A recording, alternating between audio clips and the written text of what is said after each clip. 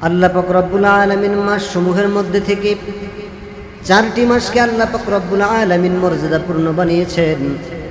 4টি মাসকে আল্লাহ পাক রব্বুল আলামিন শ্রেষ্ঠ বানিয়েছেন, বড় দামি বানিয়েছেন। এই 4টি মাসের মধ্যে থেকে একটি মাস হলো মুহররম মাস। এই 4টি মাসের মধ্যে একটি মাস হলো মুহররম মাস। তো ভাইরা আমার, মুহররম মাস আমাদের জন্য অত্যন্ত গুরুত্বপূর্ণ একটি নিয়ামত। মুহররম মাস আমাদের জন্য অত্যন্ত ফজিলতপূর্ণ একটি নিয়ামত। তো এই মুহররম মাসে আমরা কি আমল করব? নবী করিম সাল্লাল্লাহু আলাইহি ওয়াসাল্লাম বলেন, যে বান্দা আশুরার রোজা রাখবে, যে বান্দা মুহররম মাসের রোজা রাখবে, যে বান্দা মুহররম মাসের 10 তারিখে রোজা রাখবে, আল্লাহ পাক রব্বুল আলামিন তার আমলনামায় তার আমলনামায় গোটা 1 বছর রোজা রাখার সওয়াব দান করে দিবেন। যে বান্দা আশুরার রোজা রাখবে, আল্লাহ পাক রব্বুল আলামিন তার আমলনামায় গোটা 1 বছর রোজা রাখার সওয়াব আল্লাহ পাক রব্বুল আলামিন দান করে দিবেন। নবী করিম সাল্লাল্লাহু আলাইহি ওয়াসাল্লাম আরো বলেন,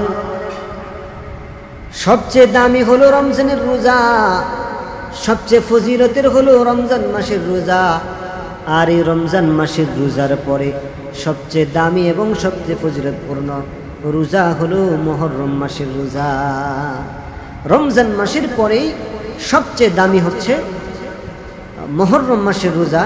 রমজানের পরেই মুহররম মাসের রোজার ফজিলত, মুহররম মাসের রোজার সব রমজান মাসের পরে, রমজানের রোজার পরে। কাজেই ভাইরা আমার, এই মুহররম মাসে আমরা রোজা রাখবো। এই মুহররম মাসে নবী করিম সাল্লাল্লাহু আলাইহি ওয়াসাল্লাম ইহুদিদেরকে দেখলেন তারা এই মুহররম মাসের 10 তারিখে রোজা রাখে। নবী করিম সাল্লাল্লাহু আলাইহি ওয়াসাল্লাম প্রশ্ন করলেন, তোমরা কিসের রোজা রেখেছো? এই মুহররম মাসে তোমরা কিসের রোজা রাখো? কিসের রোজা তোমরা রাখো? নবী করিম সাল্লাল্লাহু আলাইহি ওয়াসাল্লামের প্রশ্নের জবাবে তারা বলেন, আমাদের পয়গম্বর মুসা আলাইহিস সালাম এই দিনে মুক্তি পেয়েছিলেন কাফেরদের হাত থেকে, এবং বনি ইসরাইল গোত্র, আমাদের গোত্র এই দিনে বড় বিপদ থেকে, মুসিবত থেকে মুক্ত হয়েছিল। এই জন্য আমরা এই খুশিতে, এই আনন্দতে আমরা এই মুহররম মাসের 10 তারিখে রোজা রাখি। আমাদের পয়গম্বর মুসা আলাইহিস সালাম এই দিনে শত্রু বাহিনীদের হাত থেকে রক্ষা পেয়েছিল, বনি ইসরাইল গোত্র রক্ষা পেয়েছিল, যার কারণে আমরা খুশিতে, আনন্দে আমরা মুহররমের এই রোজাটা আমরা রাখি। তখন নবী করিম সাল্লাল্লাহু আলাইহি ওয়াসাল্লাম বললেন, মুসা আলাইহিস সালামের প্রতি ভালোবাসা, মুসা আলাইহিস সালামের প্রতি মুহাব্বত এদের চেয়ে তো আমাদের অন্তরে আরো বেশি।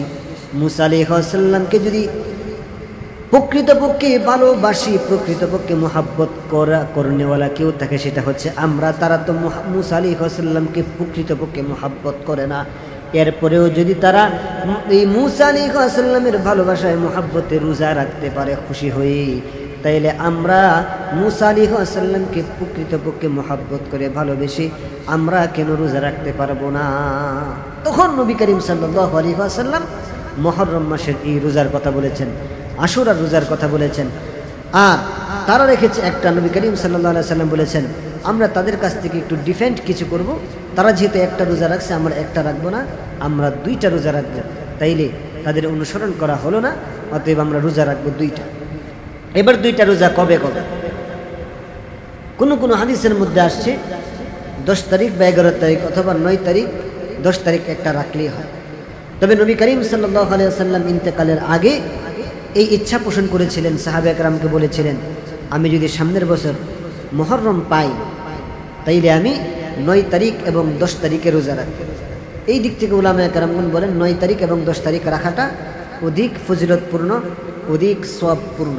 কাজে আমরা মুহররমের 9 তারিখ এবং 10 তারিখে ইনশাআল্লাহ আমরা রোজা রাখবো। আর যারা চাই তা আমরা 10, 11 রাখতে পারি, সমস্যা নেই। তবে একদম যারা না পারবো, 2টা যাদের পক্ষে সম্ভবই হবে না, তারা আমরা একটা রাখলেও আমাদের সমস্যা হবে না, আমরা একটাও রাখতে পারবো।